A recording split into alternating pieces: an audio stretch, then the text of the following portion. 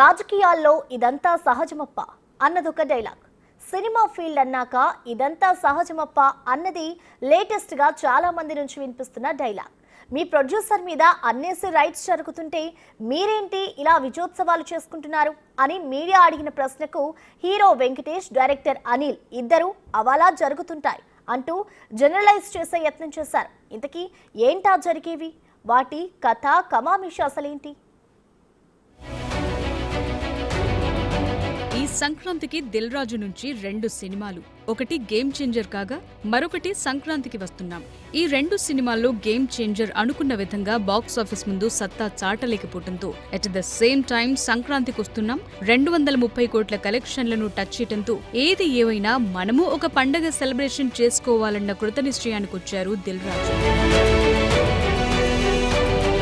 పండగ ముగిసింది, రెండింట్లో ఒక మూవీ ద్వారా మనం loss and profit account balance చేసుకున్నామన్న ఉత్సాహంతో గురువారం నాడు సంక్రాంతికి వస్తున్నాం సక్సెస్ మీట్ ఏర్పాటు చేయగా ఈ మీట్ కి ప్రొడ్యూసర్ దిల్ రాజు రాలేకపోవటం గురించి ప్రశ్నించారు మీడియా ప్రతినిధులు. మొదట హీరో వెంకటేష్ ను అడగ్గా ఆయన నీళ్లు నమిలారు. సార్, ఏకంగా ప్రొడ్యూసర్ మీద ఐటీ రైట్స్ వచ్చే స్థాయికి ఈ సినిమా కలెక్షన్ రావడం మీద మీ అభిప్రాయం ఏంటి?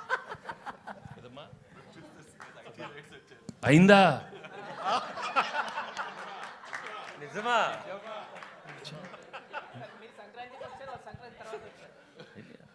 వాళ్ళు కూడా అన్ని అవుతాయి, అన్ని బాగానే అవుతాయి. అంటే సంక్రాంతికి వస్తున్నాం అని చెప్పి మేము టైటిల్ పెట్టాం కదా, వాళ్ళు కూడా గట్టిగా ఫిక్స్ అయినట్టుంది. మేము సంక్రాంతికి వస్తున్నాం అని చెప్పి వచ్చేసారు వాళ్ళు కూడా.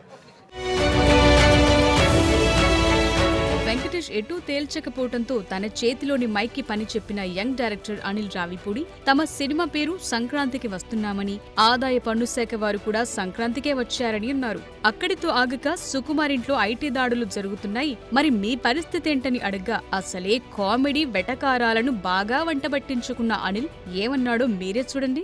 మా ప్రొడ్యూసర్ బాధలో లేరండి, ఇండస్ట్రీలో చాలా మంది మీద జరుగుతున్నాయి రైట్స్, ఆయన ఒక్కడి మీద జరగట్లేదు. అండ్ ఇట్స్ టూ చాలా ఇది ఒక ప్రాసెస్లో భాగమే. ప్రతిసారి 2 ఏళ్ళకి ఒకసారి 3 ఏళ్ళకి ఒకసారి ఇండస్ట్రీ మీద కానీ బిజినెస్ సర్కిల్స్లో కానీ ఐటీ రైట్స్ జరగడం సర్వసాధారణం.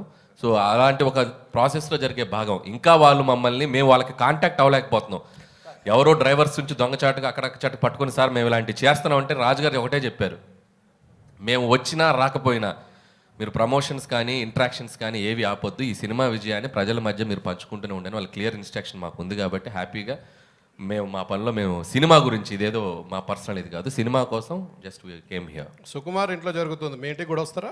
సుకుమార్ ఇంటి పక్కకి నేను ఇంకా షిఫ్ట్ అవ్వాలా, త్వరలో షిఫ్ట్ అవుతున్నాను ఫిబ్రవరికి. కాబట్టి మా ఇంటి పక్కకి లేను కాబట్టి ఇంకా రాలేదు. ఇప్పుడు మీరు అడిగారు కాబట్టి ఖచ్చితంగా వాళ్ళు వచ్చే అవకాశం ఉంది. దిల్ రాజు చెప్పినా అనిల్ చెప్పినా ఐటీ రైట్స్ సినిమా ఫీల్డ్ లో సహజమప్ప అన్న మాటే ఎక్కువగా వినిపించింది. ఆఖరున తన ఖాతాలు, ఇతర లాకర్లను ఐటీ అధికారులు చెక్ చేశారు. దిల్ రాజు సతీమణి కూడా ఇదే మాటన్నారు, మాకివన్నీ మామూలే అని. అయితే దిల్ రాజు మరో కామెంట్ కూడా ఇందుకు యాడ్ చేశారు. నా మీదే కాదు, చాలా మంది దర్శక నిర్మాతల ఇళ్లు, ఆఫీసుల్లో ఐటీ దాడులు జరుగుతున్నాయి, ఇదేమంత కొత్త కాదు, ప్రత్యేకం అంతకన్నా కాదు అని తేల్చేశారు. దానికి తోడు దిల్ రాజు ప్రొడక్షన్ లో వచ్చిన గేమ్ చేంజర్ విషయంలో భారీ పెట్టుబడులు పెట్టామని, ఆ మొత్తం విలువ 450 కోట్ల వరకు ఉంటుందని, అట్ ద సేమ్ టైం ఈ సినిమా 3 ఏళ్ల పాటు తీయటం వల్ల అదనంగా 100 కోట్ల వరకు వడ్డీలే అయ్యాయని, అయినా సరే తొలి రోజు 186 కోట్లొచ్చాయని, దీని అసలు బ్రేక్ ఈవెన్ 220 కోట్లని, 3 రోజులకే ఆ మొత్తం వచ్చేసిందని, ఇలా ఎన్నో లెక్కల కథనాలు తెర మీదకొచ్చాయి.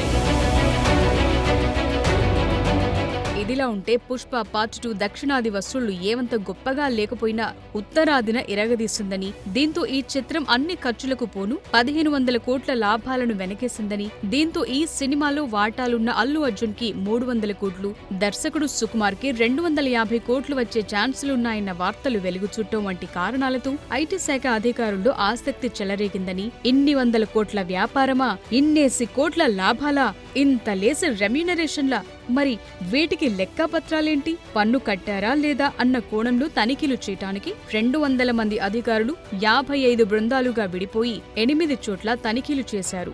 ఇదిలా ఉంటే వీరితో తన గత చిత్రం విజయ్ వారిస్ కారణంగా భారీ నష్టం వచ్చిందని, ఆ డిస్ట్రిబ్యూటర్లకే తాను 60 కోట్లు చెల్లించాల్సి వచ్చిందని చెప్పుకున్నారు దిల్ రాజు. ఇదంతా ఇలాగుంటే బాహుబలి కాలం నుంచి ఈ కలెక్షన్ల క్యాంపెయినింగ్ బాగా ఎక్కువైందని, తమ సినిమా హిట్టా ఫట్టా గర్వంగా ప్రకటించుకోవటంలో భాగంగా దర్శక నిర్మాతలు ఇలాంటి ఎత్తుగడ వేసి జనాన్ని మరింత ఆకర్షించేలా చేస్తున్నారని, అలాగైనా పాజిటివ్ బస్ క్రియేట్ అయి తమ మూవీకి హెల్ప్ అవుతుందన్న ప్లాన్ ఇస్తుంటారని, అవి అటు తిరిగి ఇటు తిరిగి వారికే ఇదిగో ఇలా చేటు తెస్తుంటాయని అంచనా వేస్తున్నారు టాలీవుడ్ పండితులు. అసలు సహజమప్ప డైలాగ్ ఐటీ రైట్స్ మీదొచ్చింది కాదు, ఇదిగో ఇలాంటి కలెక్షన్ క్యాంపెయిన్స్ ద్వారా వచ్చిందన్న కామెంట్లు చేస్తున్నారు వీరు.